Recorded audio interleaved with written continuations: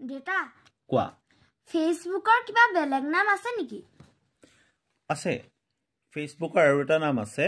ফেচবুকৰ আনটো নাম হ'ল মেটা প্লেটফৰ্মছ আইএনচি অৰ্থাৎ ইনকৰ্পোৰেচন 2021 চনত ঠিক কৰোনাৰ পিছতেই ফেচবুকে এটা নতুন নাম গ্ৰহণ কৰে গম পাইছেনে আৰু তেতিয়াৰে পৰাই ফেচবুকে ব্যৱসায়িক সাইডত কাম কৰি আছে গম পাইছেনে মেটা নামেৰে সৈতে এতিয়া ফেচবুকে নামটো মেটা গ্ৰহণ কৰিলে বা ললে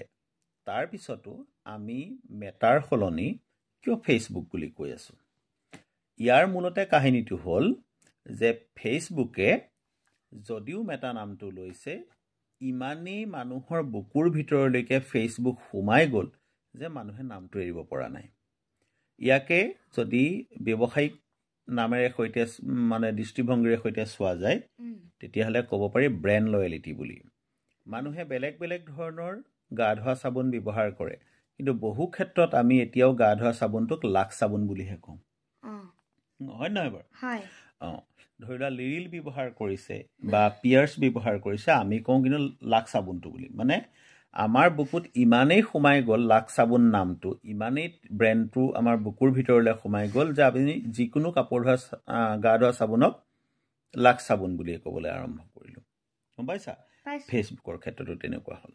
আৰু এটা ইনফৰমেশ্যন আছে গম পাইছানে হোৱাটছএপ বুলি যিটো আমি ফ্ৰী মেছেজিং চিষ্টেম বা কলিং চিষ্টেম আমি ব্যৱহাৰ কৰি আছো হোৱাটছএপ হয়নে এপটো মানে সেই বস্তুটো এতিয়া মেটাই কিনি লৈছে অৰ্থাৎ ফেচবুকে কিনি লৈছে এতিয়া আৰু কি বুলি ক'ব পাৰোঁ আমি ফেচবুক আৰু হোৱাটছএপ বা মেটা আৰু হোৱাটছএপ আমি ককাই ভাই বুলি ক'ব পাৰোঁ হয়নে নহয় বাৰু চ' ফেচবুকৰ আন এটা নাম হ'ল মেটা platforms ইনকৰ্পোৰেচন Thank you very much. Please stay connected and watch our videos.